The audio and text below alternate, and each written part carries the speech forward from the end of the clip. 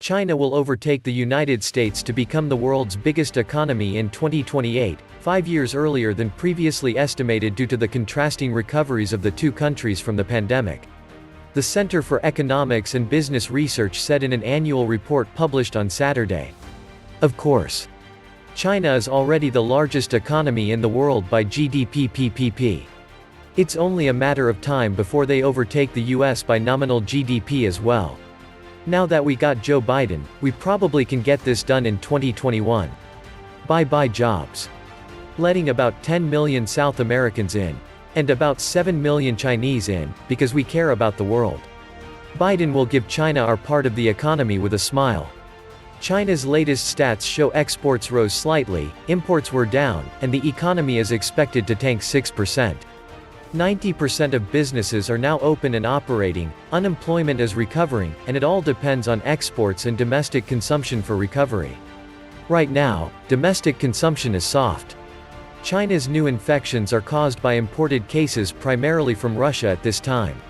Regarding pushing other countries to China, I think it is slowly happening, especially in Asia, Central Asia, Africa, and the Middle East. The Belt and Road Initiative, BRI, is the catalyst for increasing trade with China and others in the BRI. China's effort to help other countries with medical aid and medical team during the pandemic is giving China added soft power at a time the US is missing in action. Up until the year 2000, the US was a leader in most areas of production. Iron ore, aluminum, steel, textiles, and more. But now, like General Electric, we are gone and only a shadow of a once great nation. We were not defeated by an outside force but destroyed by our own government. The Federal Reserve destroyed the USA. At this point in time, it's not news that China's economy has seen an enormous increase in the last couple of decades, showcasing a big economic and political threat to huge world powers, especially the United States of America. Despite the many influential views and opinions on this hot topic in the media, the facts and statistics are the only things that matter discussing, which is why in this video we're going to explore how China's economy grew so fast in the first place, talk about what this growth means to the USA, and finally, debate whether China will surpass the USA or not, all by looking at facts and statistics. Welcome back to the Atlantis Report. You are here for your daily dose of the truth, the whole truth, and nothing but the truth. Please take a second to hit the like button, hit the subscribe button, and don't forget to also hit the notification bell. What will happen once China overtakes the US economy by 2028? Current trajectories suggest that China will overtake the United States as the world's leading superpower by 2028. In reality, China has already taken control of our treasury. When you look at those bonds issued by the US Treasury, a huge portion of our treasury bonds is actually held by the Chinese government. By using those companies that look normal but are actually backed by the Chinese government, the actual percentage of the bonds they hold is more than 50%. So it doesn't matter if their economy looks smaller than ours. The truth is that financially speaking, they already overtook us after 2008. So what will happen?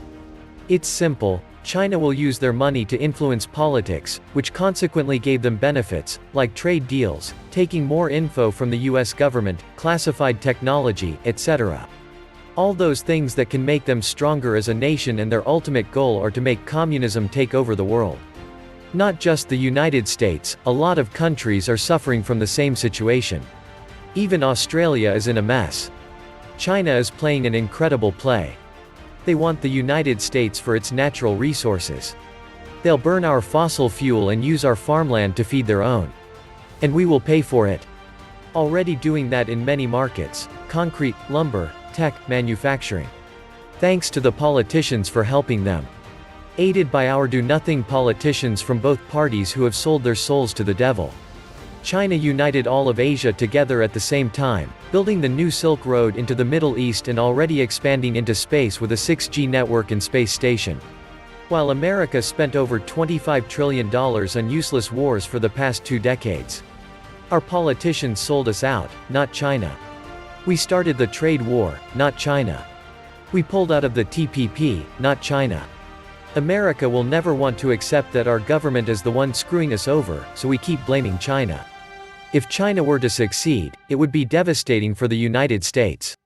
The United States has built its model around the US dollar, which is the world's reserve currency.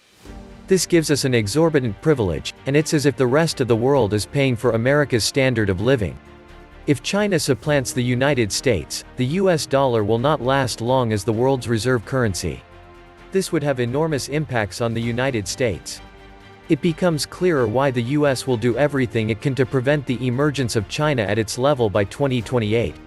The Cold War could even end up becoming a real war one day in the future.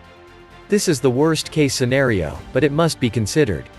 For the last 5,000 years, China was ruled by dynasties, or in civil wars, but never a democracy, so it is basically only known authoritarian rules. Successful Chinese dynasties like Han, Tang, Song, Ming, and Qing lasted an average 300 years, so the CCP can easily last another 200+ years. Chinese economy for most of the last 3,000 years was based on mercantilism, not capitalism, and it did not rely on population demographics. They rely on knowledge to arbitrage successfully. Chinese are tremendous savers. Bank deposits have grown to $29 trillion in the last few decades. Chinese debt is financed by domestic savings, and external debts are only $2 trillion. Unlike the US, whose external debts is over $27 trillion because local saving rates is less than 10%, Chinese savings rates are 40%, and deposits are still growing. All Chinese dynasties needed to do is provide stability and cut corruption for growth. Chinese leaders are selected to manage China, not the other countries. The 5-year plans of China are basically the employment contracts for each term of the Politburo. When Xi was initially selected, the top contract items for him to perform as anti-corruption, economic growth, and environmental policies. In his second, i.e., current term, anti-poverty policies kicked into high gear. The next Chinese Politburo performance contract is being drafted right now, and we know the emerging new theme is reducing inequality. The main international commitment is to get to carbon neutral by 2060. That's the big thing. In a sense, the Chinese government is the most predictable in the world. They publish their 5-year plan like clockwork, and then do what they say they would do. The plan takes 2.5 years to complete. Basically, in year 3 of the previous plan, the central government meets with the provincial governments and says, "How are we doing with the current plan, and what problems do you see surfacing?" In year 4 a draft is submitted to the People's Congress for approval. In year 5, all provinces refine their portions, and the central government aggregates into a master plan, which is then submitted to the next Congress. The complete plan is usually 20 to 30 pages of text and 20 to 30 pages of spreadsheets. That's it. Everybody can just read it, and it's good for 5 years. So there's no need to speculate at all. The way things are done, is that these other governments, especially those in Asia and along BRI countries, take the new 14th 5-year plan when it publishes, and go through these 50 to 60 pages of documents and figure out where they can be the supplier to which industry, and how to make money and trade accordingly. So why is China the fastest growing economy? Traditional values and communist government. The Chinese is a people who value education extremely high. Young generation's education is the top family concern. Parents would sacrifice their own free time to activities that help improve their children's school performance. When Chinese parents have school children, they basically have lost most of their free time. Family-oriented collective mindset. When Chinese workers get their salary, they would try to save as much money as possible for the family use, rather than buy what they long for. Personal desire is second to the family demands, to children's future, at least before they can support themselves. So China has a high saving rate, and as a result, an astronomically big deposit bonanza. All this play an essential part in economy growth, when it turns into loans. Chinese indifference to political activities. The Chinese have far stronger interest in making money than participating in political campaigns. This phenomenon and attitude can be seen in any Chinese community, at home and abroad. Even if there is oppression targeting Chinese group, as long as it is not too suffocating to make a living, they would work hard with their hands and brains, rather than go to street. Communist Part. CCP know land is the key to the inequality, so they reshuffled Chinese society by implementing a thorough land reform. Every individual in countryside now has their own land, but only nominally, because all land belongs to the country. However, peasants still can rent it in a way like owning it. It is complicated. As for not owning the land, for example, no land can be sold to others, you can only rent it to others. The benefits of this policy are multiple. Land will not be accumulated by small number of people. And the government can rent the land or take back the land by giving a large lump of compensation money and usually at the same time, offering those countrymen township hukou. After that all infrastructure can be carried out smoothly, while people can also get long-term economic benefits. CCP are all strict atheists and think science is the first productivity of a society. But how to achieve it? Through education. When China was dirty poor, the government encouraged elite education, and for the majority poor illiterate adults, there were free classes to attend, and the policy for eliminating illiteracy was sort of forceful in some regions. After those adults had worked for a whole day, they were required to attend some evening school. A university student, till 1980s, could get a monthly allowance, which was higher than a peasant could earn through hard work. As China now is not that poor, people still only need to pay several thousand RMB a semester, and all young people are encouraged to have a higher academic pursuit. Education is heavily funded by the government, so Chinese young people can enjoy a cheap university education, but of an increasing quality. This education system has provided huge talents to the economic development. In my opinion, education should be a non-profit cause, but not a business. It is a shame to a country if its young people can't afford a high education for financial reasons. Liberation of women. When CCP army was a weak localized power, they spread the ideas that women and men should be equally treated. At that time, in the richest US, women were striving for women's suffrage. So in China, women enjoy more rights than in the West, forget those strange Westerner-made rankings. Thanks to the liberation of women, China now has a huge women workforce, with a proportion higher than most countries. Their participation in work, with their creativity and power, is another significant reason why China is developing so fast. By working with men equally, they have developed an independent mentality and self-reliant mindset. However, after the reform and opening up policy was implemented, many women began unconsciously to objectify themselves in following West trend.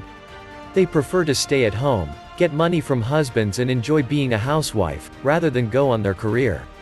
Fortunately, they are only a small group of people and this is not like to be a mainstream trend. Also, some may say Chinese women have less political rights than their counterparts in other countries, because less women in China are involved in politics than the West, which is true, but they may have neglected an interesting fact that China, in the last 30-odd years, has developed a largest group of self-made female billionaires.